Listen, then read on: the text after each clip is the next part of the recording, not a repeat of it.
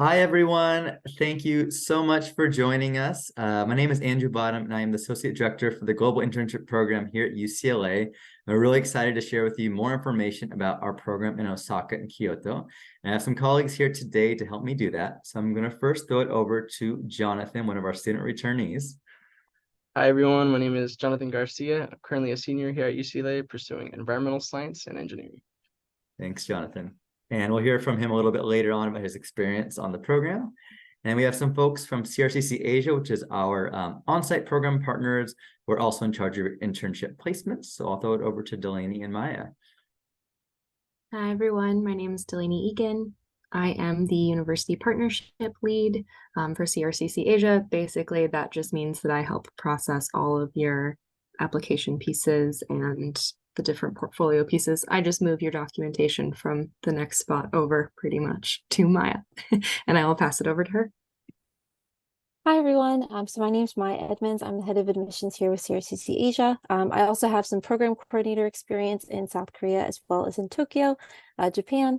And so as part of the admissions team, we help with your application process and pre-departure support and work very closely with our business development team when it comes to your placement, specifically for the internship. So nice to meet everyone. Thank you all. And just how today is going to go. We did already do a more specific engineering presentation. It goes a little bit further in depth of all the locations that are available for the Global Internship Program. So today is really providing a little bit of a refresher of some of the requirements for the program, as well as providing more specific information, which is the goal about Osaka and Kyoto, as well as the student experience. So we'll move forward briefly with an overview of the eligibility, placement process and timeline, and then we will throw it over to CRCC Asia team to talk about the experience in Osaka and Kyoto, past internship examples, and funding options, as well as info from Jonathan regarding his experience on the program. We'll end with a Q&A at the very end, so feel free to stick around and we will answer your questions as we wrap up. Just as a general overview of the Osaka and Kyoto program, there are various career sectors that are possible while you're interning in Osaka and Kyoto. So this could include bioengineering, chemical engineering, computer engineering, computer science, electrical, material science, mechanical, and industrial. There could still be other engineering sectors as well that are available, so not an exhaustive list. They really try to do a good job of finding a good match between your career goals and interests and the available opportunities. So the CRCC Asia team will talk a little bit more about that in depth in their piece of the presentation. But we do have some sample internship placements on our website, and I will show you how to find that a little bit later on. Program at a glance, this program occurs during summer session A10. So specifically, it would be June 27th through August 21st. You would be on site in Osaka and Kyoto. And then you would be conducting online coursework for 10 weeks, June 24th through August 30th. The group will be split up between Osaka and Kyoto depending on where your internship placement is, but you will still be a part of the same cohort, still doing general group activities together. But just their housing will be slightly different depending on where you're placed so that you have a shorter commute to work. The program includes 4 to 8 units of coursework. You must be enrolled in both courses, so 8 units to be eligible for financial aid. They are academic internships, so unpaid, and they are 32 hours per week approximate of internship work time. So you'll be interning 4 days a week, and depending on your placement site, about 32 hours per week. So a pretty intensive program. To be eligible, you must be an engineering major or minor, 3.0 a GPA of a 3.0 or above, 90 units by spring 2024, and good academic standing. A specific note for those of you who are, say, a transfer student and don't have a UCLA GPA yet, we will do a grade check in January. So as long as you have a 3.0 after your first term at UCLA, you will be eligible. And then as far as 90 units, those can include AP or transfer units as well. The 2 courses that are required or that are available for the program include a required engineering 195 course. It's an internship course that focuses specifically on being a professional in the engineering industry. So in that case, like learning how to get a deliverable from your supervisor, how to communicate better with your supervisor, how to take this experience and put it on a resume or a cover letter. That course does include 1 hour a week of synchronous learning, where you will actually be doing a discussion with your TA on campus. The rest of the work is asynchronous. There's also an optional course of CESC 130, Intercultural Communication in the Global Workplace, and this course satisfies the Social Analysis GE. There's more information about these courses on the website, so you are free to look a little bit further in depth or reach out to me for more questions. The application is currently open. It will close on November 27th. Highly encourage you to apply if you are interested as soon as possible. There's no financial commitment upon applying. You don't put down a deposit until you are officially accepted into the program, which occurs in January. So I'm going to talk a little bit about the application process here, but just note that your application is treated equally at any point if you apply during the application window of now until November 27th. So a quick video discussing the process before we talk a little bit more specifically regarding the experience in Osaka and Kyoto. The UCLA Global Can you hear that? Internship Program, Placement Process and Timeline. The Global Internship Program offers UCLA students the opportunity to gain a competitive edge in the job market with an 8-week international summer internship. Students receive direct UCLA credit and secure an internship based on their academic, professional, and personal goals. After an application is submitted, the student will interview with our program partners in the host country to assess their qualifications, experience, goals, and discuss possible internship placements. In January, after an extensive review, students are notified of their application status. If accepted, they must submit a non-refundable $300 deposit to secure their spot on the program. In February, students must pay the full program fee or submit a financial aid agreement form. This payment is used to finalize and secure all program logistics, such as housing. This is also the last chance to withdraw from the program without any additional financial penalty. Starting in April and moving into early June, the internship placement process will occur. Our program partners will arrange interviews with local organizations and companies based on each student's individual goals. Students will interview with one host company at a time. Ongoing interviews will continue with prospective internship site managers until there is a match between both the student and the host company. We guarantee all students an international internship placement. Visit ieo.ucla.edu/global internships to view our programs, dates and deadlines, funding resources, and more. So we have limited graphics on our video, but hopefully it showed you a little information about the process. There are, again, as I mentioned, some sample internship placements on our website. This is not an exhaustive list of what's available on the program, but this gives you a few ideas of what might be possible, what past students have done. So feel free to check those out when you have an opportunity. You'll see here at the top, it says sample internship placements. This is actually the menu bar you'd see on our website. And now I'm going to throw it over to the CRCC Asia team to talk a little bit more about the Kansai region, which incorporates Osaka and Kyoto. Thank you, Andrew. I really appreciate it. So I wanted to talk a little bit about the Kansai region first. So I know that the program is Osaka and Kyoto. The Kansai region kind of encompasses both of those together. There's a combination of the word region often used as well as prefectures. So there's the Osaka prefecture, the Kyoto prefecture, but it also is all encompassed in the region. So that's oftentimes why we say Kansai in the easiest form. As part of that, the experience that you'll have will be split between the two cities. Where your accommodations are in your main sort of hub will be dependent upon your placement and your host company's location. We want to keep the commute down as much as we can, and commuting is a very common thing to exist in Japan. So we recognize that the commute will be a part of it, but we also want to minimize it as much as possible. So there will actually be 2 accommodation sites. We will work to keep as many of you together as possible, but again, it will be dependent upon the placement itself.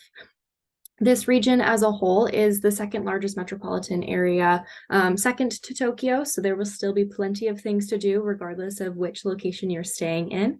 As I'd mentioned before, there are even other prefectures that are included within this region, such as Nara and Kobe. And then this is really sort of the area that this region is in is the historical heart of Japan, or oftentimes referred to that.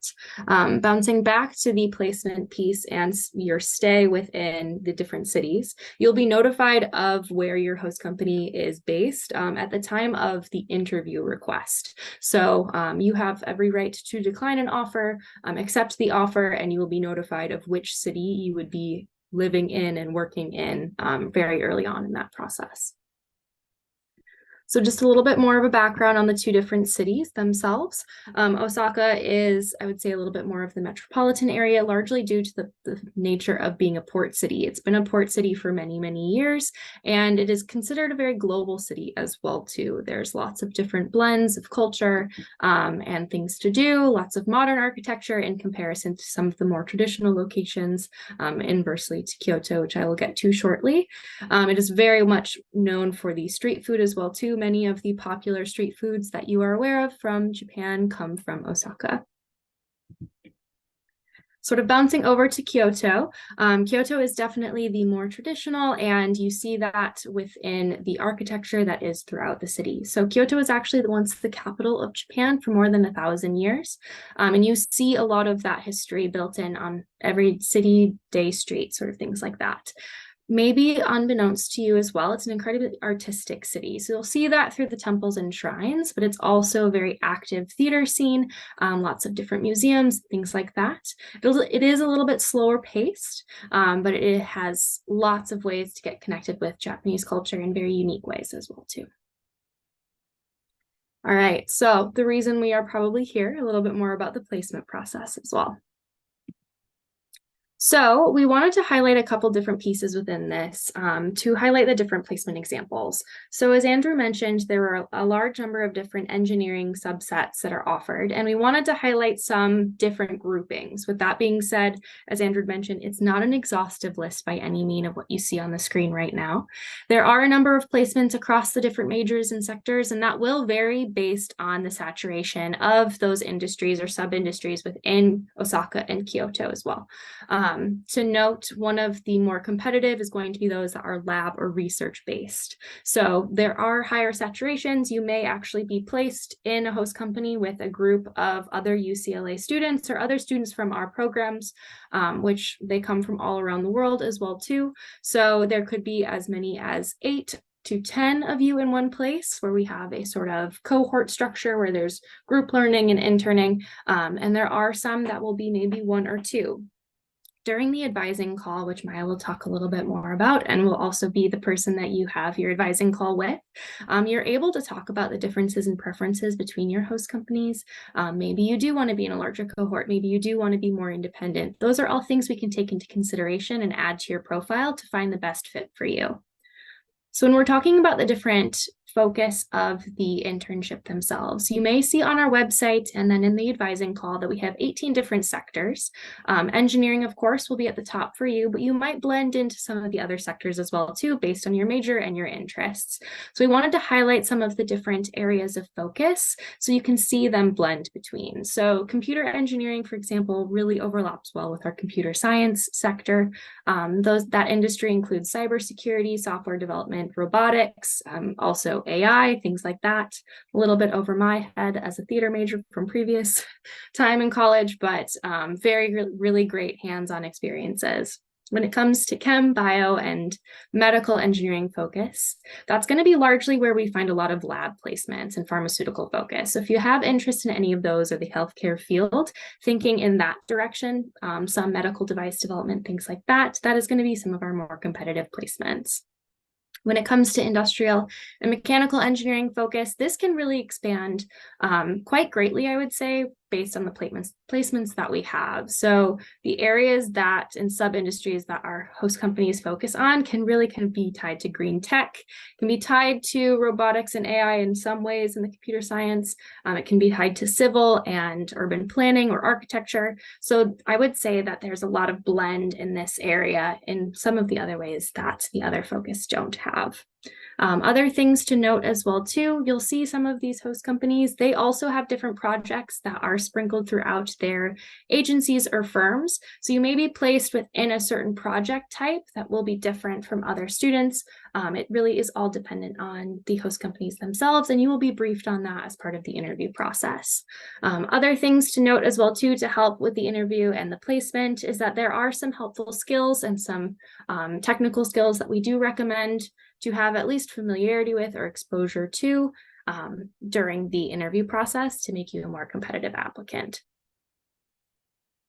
And I will bounce it over to Maya. Excellent, thank you. So as Delaney mentioned, part of the next steps would be to have an advising call with the admissions team. In general, we will go over this snapshot of the program benefits and inclusions during the call. Part of the call is going to consist of answering a couple questions to help elaborate more on your placement interests, your overall goals for the experience, as well as some of your long-term career goals as well, all of which is provided to our business development team to help with the placement process. Now, some key things I want to highlight about the program inclusions are going to be one is that knowing Japanese fluently is not a requirement for the program. So the work that you will do will be conducted in English, as well as you'll have an English speaking supervisor. Although the degree of English spoken by your colleagues will vary, it's a great chance to kind of step outside your comfort zone and further develop your intercultural communication skills. The other thing to highlight as well would be that your accommodations is included. And as mentioned by my colleagues, that depending on where your host company is located, you could either be staying in Kyoto or Osaka. But our program managers will be able to show you how to use the public transportation system. So that's the main mode of transport to your host company. So you'll be familiar with that and feel pretty confident using it. Additionally, on the program start date, we provide things like airport pickup and assistance in moving into the accommodations. And then we'll also be able to do a cultural orientation the day after your arrival. So you're well prepared both professionally and adjusted to the cultural norms for this experience. Additionally, of course, we have our, sorry, Andrew, we have our program team readily available to assist you and support you during your time in Japan, which does include emergency 24/7 medical and health support. And then finally, we will give you access to our Career Bridge professional development platform, which in general is a great way to prepare for the internship. So next, I'm going to highlight some areas that are interesting to sort of check out and some events that we'll be able to, for you to participate in during your time in the Kansai region. So as I mentioned, we will have a cultural orientation and induction day the day after you arrive, which will include breakfast and a welcome lunch. Typically, we'll have a small tour as well, just to get you familiar with the area. Some additional events include community, cultural, and business events that are sponsored by us as a team, and so you'll be able to participate in them as well. These can include things like a kimono and tea ceremony, some business employment like seminars or workshops. We'll also, we've done tours outside of the area as well, but Kyoto, of course, will also be part of the program. And then we've done some volunteering with external organizations like the YMCA.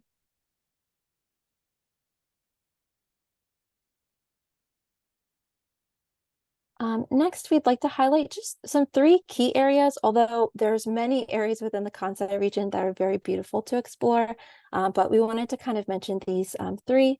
So the Dotonbori is historically known as Osaka's theater district. The canal itself has increased trade possibilities and became a thriving area for tea houses and restaurants. Traditionally, it was meant for the theater patrons to enjoy after the shows were done, but of course, it's become a very lively nighttime place to explore. And then the gardens of the Sorakuen are in Chuoku, Kobe.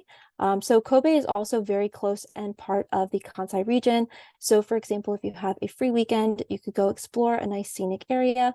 It's definitely well known for other things aside from Kobe beef, but definitely highly recommend trying that out as well. And then the Arashiyama is a small town on the Oi River. It has many beautiful structures, including the Tenriji Temple, which is actually one of the 14 World Heritage Sites in Kyoto. But also there's a really pretty moon crossing bridge, and particularly in that photo is a bamboo forest. So definitely nice photo ops in case people wanted to explore some more environmental areas. And then next, I'll just highlight just some top 3 extracurricular places that you can visit, particularly within like the Osaka city. So one thing that people love doing is going to professional baseball games. So I'm sure you've definitely heard a little bit about that, but the Hanshin Tigers are Osaka's team. And then you can also participate in other external events and festivals, such as the Summer Sonic Festival, which is a really interesting music festival. And then there's also the Tokimeki Beach, which is really close to, it's within Osaka, but it's pretty close distance. So it's kind of a nice place to sort of get outside the city center and relax. Thank you, Maya and Delaney. Before we move on to speaking with Jonathan, just have a very brief overview of the program funding. So just as a note, again, financial aid is available for students that are eligible. Just make sure you're enrolled in both courses for 8 units and that you apply for the 24-25 FAFSA or DREAM Act by the priority deadline, which is in March. There is, in addition to financial aid, a lot of scholarship opportunities. Just wanted to let you know that I highly encourage you to apply for the scholarships. I apologize, the European scholarship shouldn't be on here. That would be for our Berlin students, but for engineering, for instance, the Global Internship Program scholarship for $3,000, the Wang Middle Income Scholarship for $2,000, or the Gilman International Scholarship for Pell Grant recipients for up to $5,000 are all possibilities. And these are all scholarships we definitely have had students on this program receive before, and a great way to fund your program while you are abroad. Financial aid will also take into consideration the full program fee. So when you do look at the estimated program costs, we do have the program fee, which includes housing and tuition, health insurance, and all of the benefits that CRCC Asia mentioned earlier, like airport pickup, 24-hour safe, health and safety events. Additionally, there's estimated costs that are, depending on your own spending habits for your meals and incidentals, transportation, round trip airfare, things like that. So your financial aid will take into consideration all of these fees when they are packaging you for the program. And without further ado, we want to mention that it's also not just work. So you're having a lot of other fun opportunities to meet with your cohort, other friends that you might meet on the program, whether it's through the CRCC Asia program or your colleagues at work. And so with that, want to introduce Jonathan and talk a little bit more about his experience on the program. Do you think, Jonathan, you could talk a little bit about where you interned and the company it was and what you did in your internship role in Japan? Yeah, of course. Thank you, Andrew, for the excellent introduction. So hi, everyone. Like I said, my name is Jonathan Garcia, and I'm currently a senior here at UCLA pursuing environmental science and engineering. And this past summer, I had the excellent opportunity to intern at Space Power Technologies. So a lot of what my company was specifically doing was working with wireless power. So typically when people think of wireless power, they think of the magnetic charger on your iPhone, but that's actually known as induction charging. This company literally passes energy through the air. So you can think of lighting physically anything through satellites, passing all the way down to the earth through wireless power. So really cool. A lot of what I did was essentially building electrical circuits, antennas, super complex math equations that I've never seen before. So it definitely dived into the realm of what's known as engineering, specifically electrical engineering. And overall, the experience was very beneficial for me. Just last week, I had an interview with Tesla. So I think it speaks to itself regarding the actual effects it can have. And I actually talked about my experience here. So overall, I'd say it's very beneficial, especially if you're a sophomore or junior and you have sufficient credits to apply for the program. I would definitely recommend it. Japan overall was one of the funnest experiences I've ever had. I can recall specifically the nightlife in Osaka, just traveling with my friends. A lot of the people or a lot of the other interns that I met on the program. I'm actually meeting them 1 month from now. We're meeting up at like a future tailgate at the USC game coming up. So they're actually flying in from Canada and coming in from Texas. So it speaks to itself that the people and the friends that you meet on this program could possibly be lifelong friends. And I can definitely speak to that. So overall, very beneficial experience. I can recall the bamboo forest, Fushimi Nard, Mount Fuji, all of these experiences. I'll remember up until I'm old. So I would definitely recommend it to anyone who's interested in interning, especially as an opportunity to essentially get your foot in the door, especially in the engineering industry, which is already very difficult. So if anyone has any questions, I'm more than happy to try to help you out or try to answer it as best as I can, since I can speak from firsthand experience. Thank you, Jonathan. Of course, no And worries. you kind of touched upon this already, but maybe more specifically, what sort of transferable skills do you think you took away from that internship experience that you'll be able to use at a future, either academically at UCLA or a future, career opportunities? Yeah, great question, Andrew. So I think if I'm being completely honest, the number one skill that I developed was definitely intercultural communication. So um, I'd say a crucial skill that you need to have in the engineering field is being able to communicate, talk to people, address your concerns, show what difficulties you're experiencing, or answer questions. And when you're able to do that with people from an entirely different country who have a different communication style, um, Japan itself is very homogeneous. So 97% of the people in Japan are actually Japanese. And when you're able to communicate to people from different cultures who have a different style of communication, in Japan, it's a very hierarchical structure. And when you're able to communicate with your coworkers, different engineering tasks or a lot of issues that you're experiencing, or I need clarification with this, can you please help me? Working with the business team, working with the mechanical engineering industry, and essentially working together to create a product that can essentially, I remember seeing it for the first time, powering a light bulb through thin air. I'd say is very, very critical. And when you're able to come back to the United States, which is already a very multicultural melting pot of a ton of different cultures, and apply those skills that you've learned in Japan, I think it makes you a standout candidate, without a doubt. Thanks, Jonathan. And what would you say was a normal week or day, if you could describe, while interning, balancing, internship, schoolwork, as well as it sounded like you explored a lot while you were there? Yeah, so during my time there, I actually took 2 summer classes, and then on top of it, the other 2 classes, which were intercultural communication and then the engineering class. I'd say you definitely have to learn to be very organized. So typical day would be for me, wake up at 6 or 7 a.m., get ready, make breakfast. Depending on what the day was, I'd either go out to a few of the vendors, or I would make eggs on my tiny little stove that I had in my room. After that, I would hop onto the train or the subway, which would be about an hour to my destination site, which was um, west to me.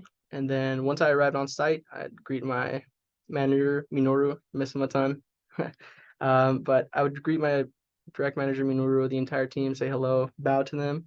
And then once I arrived, my direct assignment would, I'd say, vary depending on the day. Obviously, I had my specific task, which was developing wireless power. A lot of what I was doing was making a sustainability plan, and I would try to scale out my day. The first 3 hours dedicate to, okay, where are they at in this stage? How can I cut carbon emissions? How can I optimize this technology and actually apply it to the real world? Because it's a very new technology and a very, I'd say, complicated technology to learn. That was, I'd say, the first 3 hours. And then the next 2, he was teaching me a lot of the fundamentals of electrical engineering. So making circuits, designing circuits, analyzing circuits, looking at very, very complicated charts. Some are known as Smith charts. If anyone's ever taken a look at those, they're very complex, but overall, very good to know, very crucial skill. And then I'd say for the rest of the day, depending on what needed to be prioritized, I would do that first. So I'd say that would be a typical day. First 3 hours on sustainability plan, the next 2 hours making a circuit. I would also have my lunch where I would go out with my coworkers at the cafeteria on the Kyoto University campus. Yakitori, if anyone knows what yakitori is, I absolutely love yakitori. But I would go out to lunch with them, and then the last 1 or 2 hours, depending on what I hadn't finished, I would essentially prioritize that. So it sounded like a busy day. We actually had a question from one of the attendees that asked, did your work also involve a lot of computing and coding and theoretical work? Quite a lot of math, manufacturing and hands-on work. Yeah, that's a great question. I'd say it was honestly a little bit of both. So my first assignment when I actually got there was I actually made a geographical user interface, a GUI, for a calculator that would calculate the efficiency from, think of let me grab a stapler. think of the stapler as a transmitter and my phone as being a receiver. I would have to calculate the amount of power that would transfer from the stapler to my phone by coding and creating a geographical user interface. So I would use these formulas that were meant to calculate that power and essentially make a program where they could put in the distance between the two objects and essentially calculate the power transfer between both of them. So yeah, definitely coding. And then regarding hands-on, also a lot of hands-on. I made a lot of circuits. I remember seeing my first circuit and I was like, wow, what is this? And then you actually design it on, I was using a software known as Genesis. And then when you actually make an antenna in front of you, it's honestly just a slate of copper and then small holes. And then when you run current through them, they're able to generate power. So it was really mind-blowing if I'm being completely honest. But yes, definitely a lot of hands-on and a lot of coding. Awesome. Thank you, Jonathan. Of course, And no worries. lastly, I know we're running up to time. What was your, maybe outside the internship, what was your most memorable moment maybe during your experience, maybe as a outside of the specific internship, but just the experience while you were there? I'd say, I think my mind definitely right off the bat goes to one of the karaoke nights with my other intern friends. So I know we were in Osaka in the nightlife, just having a fun time together, going out, and we're just singing our heart out to Miley Cyrus, "It's the Climb." It's a climb, something like that, yeah. And overall, I just remember in that moment, I was like, wow, I'm so happy. I'm being able to learn a lot of internship experience and also like meet these people, which I'm gonna see again in a month from now, and essentially build like what I would say lifelong memories. So overall, I'd say it was a very, very good experience, and I'm very grateful to have been a part of it. Thank you, Jonathan. And if you want to connect with Jonathan, we also have Krish, who's another intern that was abroad in Japan this past summer. You can go to our website and you will see that there's a student ambassador pages, and you connect with both Krish and Jonathan that went to Osaka and Kyoto. We also have other interns that went to Berlin, for instance. So feel free to reach out and ask them any questions that's relevant to their own student experience while they were abroad. Definitely they're there to help, assist, and provide perspective of what you might expect when you do participate in the program, if you have any doubts. And just want to make note as well that if you do have any questions, more logistical questions, application process, I'll put my email in the chat here. Just want to let you know that I'm here to assist throughout the entire process, both in terms of once you're applying and if you do accept into the program, up until you depart and when you're abroad. So please feel free to reach out, and happy to assist throughout your journey. And hopefully we'll see you on a program this upcoming summer.